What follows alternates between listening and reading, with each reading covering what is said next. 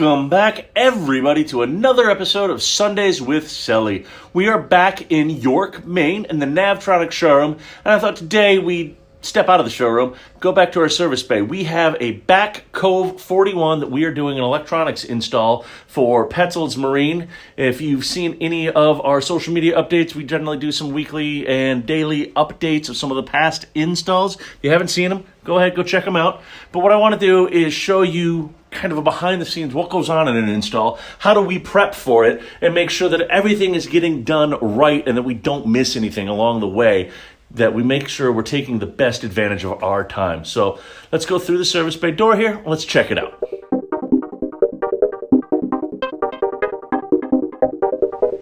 All right, so as we step aboard this Back Cove 41, this is probably one of the most complex Back Cove 41s to date that we have done.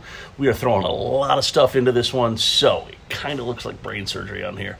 We got panels down, we've got wires hanging down, we've got wire runs all over the place. It's a little daunting for a new boat owner to see their boat this torn apart. So if you guys want to go check up on your build, just be prepared that things are going to be open, okay?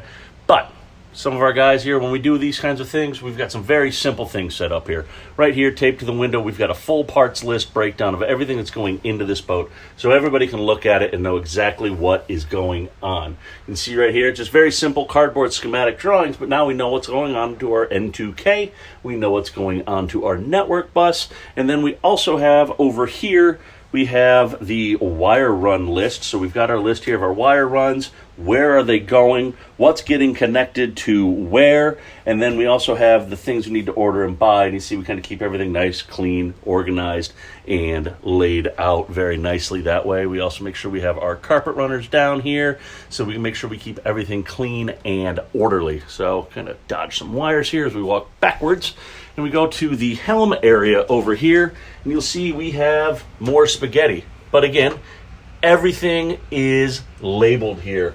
As you can see, we've got all the guys here have been writing everything down on all these. We've got, our bilge pump right there. We've got, all these things, because this is all going into the Siren Marine monitoring system. We've got our bilge pumps, high water, entry alarms, motion detectors, shore power, temperature, engine room temperature, a whole bunch of stuff going on. So we've got all that brought up here, and everything is labeled.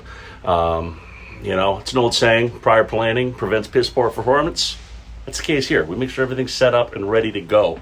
So you definitely want to look for that when you are having a electronics install done on your boat. And if you're going to do your own install, it's best break everything down, do the drawings, map it all out, make sure you have everything. There is nothing worse than getting into an install and finding out you're short a cable, you don't have a fitting you need, something like that. It's really key, guys. So that's it. That's what we got going on this week for Sundays with Sully.